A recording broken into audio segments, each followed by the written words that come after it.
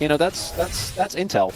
It's a little bit unfortunate, the FDNF, as it's a little bit confusing actually, because DRX are on 4 wins as well. So surprising that they are able to still go down that low. I believe game score is what factors in there, as of course they are still 3 victories ahead. Even prior to this game, 3 victories ahead of DNF. DNF having not the greatest of seasons thus far. We'll see whether they can turn it around in the Rise group. As Hype, still in the pit, but able to arcane shift his way out. Looks like DK will be able to get one of these grubs. The Bros able to lock down the second, and of course we won't see that feat of strength actually contributed until this final one does go down. But the Bros are on 2 once again. It's a very similar start. Don't mind. You don't mind. You care a lot and deeply. Actually, you don't mind. I've seen Degon watch, and I don't know if either of those statements are true. I think I don't know whether he is like, he hasn't truly ascended yet. Oh, in his bro fandom to the point where he, yeah, that's fair. It comes with time. It's hard. It does. It is. It is. It's really difficult. And it hurts. It breaks your heart for so long until you realize it's not necessary. As they engage onto the tank, Lucid getting taken down low, but he does manage to get the slam into the wall. The Culling not doing a whole lot of work here, as he does flash his way over the wall. Nails the flash this time around, Winky Face. As now the Bros will just back away. Some plates going on over to Showmaker. And that was a happy emoji for DK, as Showmaker, unperturbed, just keeps pushing mid. Doesn't have to give up Lucid's flash, which is unfortunate. But it does mean that they don't start snowballing early, unlike last time, and Showmaker is able to actually build up a gold lead in the 1v1. And the more we see of DK, the more obvious it becomes how reliant they are on Showmaker being, I mean, at least comparative, but ideally ahead. Like he is here, does mean that they are going to be able to get this dragon and end the Bro Dragon streak. Oh, man. All right. No one takes 6 dragons away from DK in a row, I guess, in one series. So I think the main thing. Showmaker is the type of guy that will try stuff like that. He was the first one to do it, the Grasp was here back in the day. As Wukong gets himself over the wall, being a warrior trickster, as he is. And DK wanting to deny some objective bounty points, as this Rift Herald is coming on over. That's going to even things out. Still yet to see a first blood at 15.5 minutes. Just kind of ridiculous. It's build up. Oh, yeah.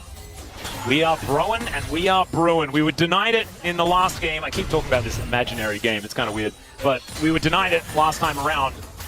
Now we get it. In the game that only happened in your dreams? Yes. Yeah. I have been told, it was a nightmare, one could say. Many a tale about dreams that lasts very long and does not have an ultimate point, which I feel like is a nice metaphor for League of Legends. Yeah. Yes, sir. I mean, it's kind of life in general, isn't it? Sure. Yeah, you can give it your own meaning. It's wonderful. Oh, that's a nice way of thinking about it.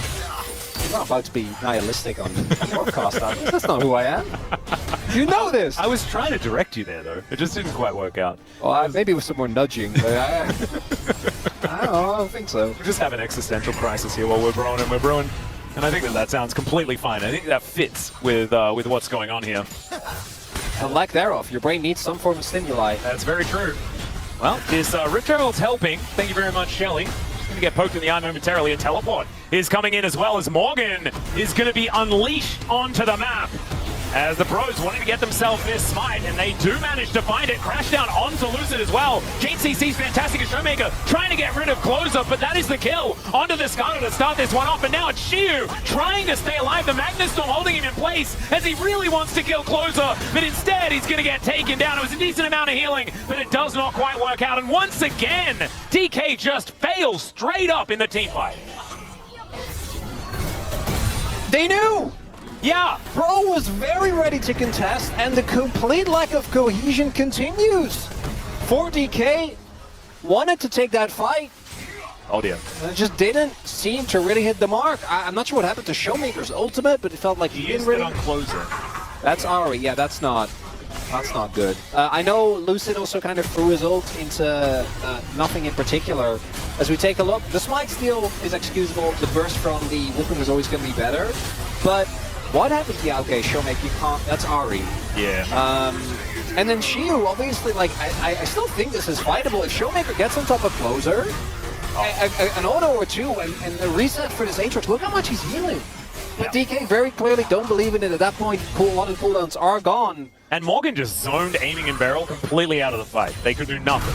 He just charged a Q right in front of Aiming, who was trying to hit someone, and Aiming had to dash out of the way. This is just a single fight. It's not going to be the end of the game for DK, even though Bro are now even in gold, but it's...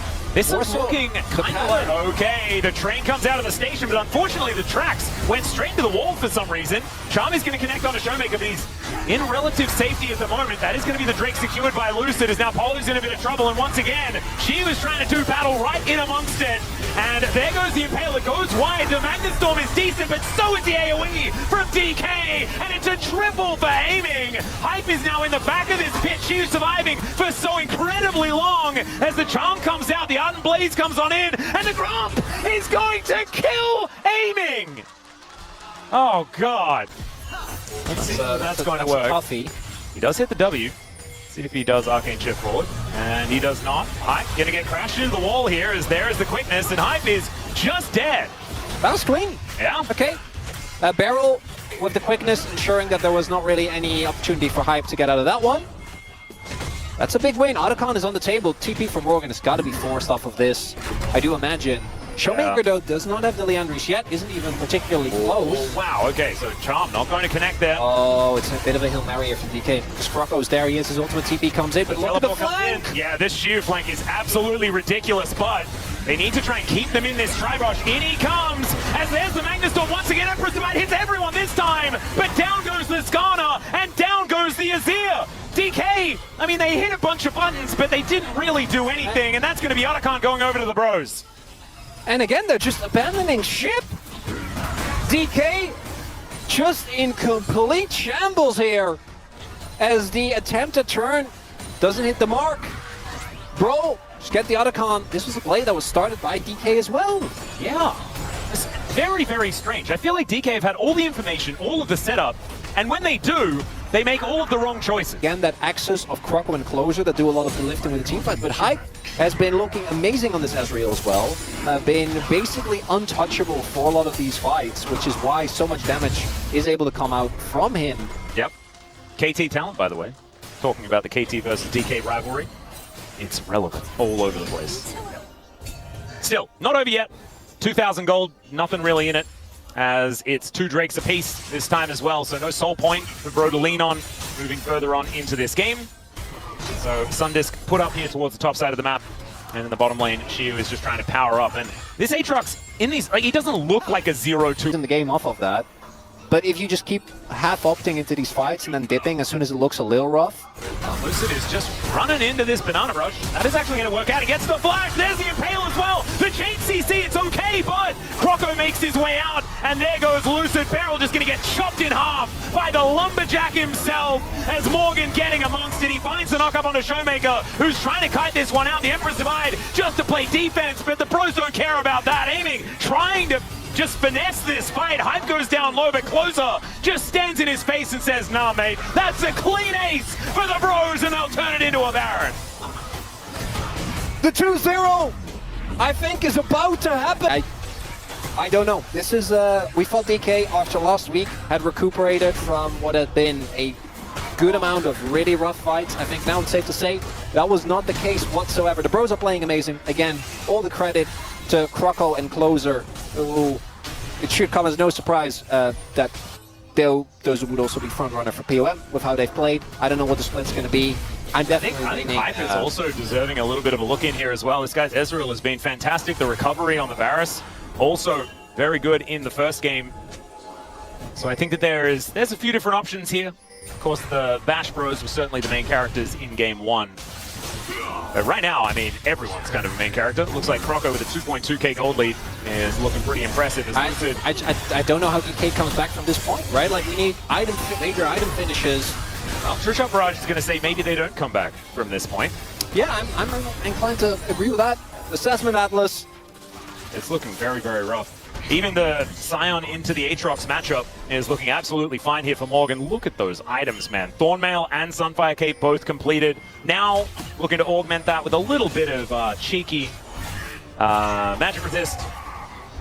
And man, the Bros making this composition work, and it was going to be a comp that could look a little silly later on in the game if they don't get themselves an advantage, right? You can have some damage issues when there's a true tank there towards the top side of the map. And you know what this might be setting up for? What could it be setting the up for? final match of the season, which is DK Nongshim deciding who makes it. Honestly, could be. If KT ends up getting the expected victory, right? Most of you guys predicted KT against Nongshim, which I know saying expected victory for KT is scary, but bear with me here. Yeah. Then they play B&K, which I feel like they should be favored in, and then KT play DRX.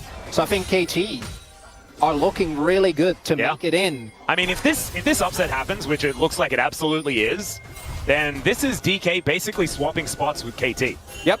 And then, again, Nongshim have a ton of really tough matches ahead of them, right? Because they're facing KT, and they're facing T1. And then DK, which I think might be the final one, is this the end? Not quite finding the angle as Shiu down to 50%. It's a decent impale, but there's no follow-up. There's no real option as Croco does go down. It's a trading junglers for now, but Closer goes in, looks for the point-blank charm on a Showmaker, who hits 3 with the ulti, but then goes down, and Closer is just going ballistic. He's going nuts. They're going to be able to lock down the kill on the Aatrox. It's only the bottom lane left alive as the first inhibitor turret does go down, the inhibitor to follow, and I don't think Aiming and Beryl are going to be able to stop this freight train from just knocking down their Nexus. The knock-up is decent, but Beryl is just going to go down as if he was made of tissue paper. And Aiming, yeah, I think probably just spend some time in the fountain there, buddy. There's not going to be too much of an option here as these Nexus turrets are looking toast, and the Bros with a 2-0 clean.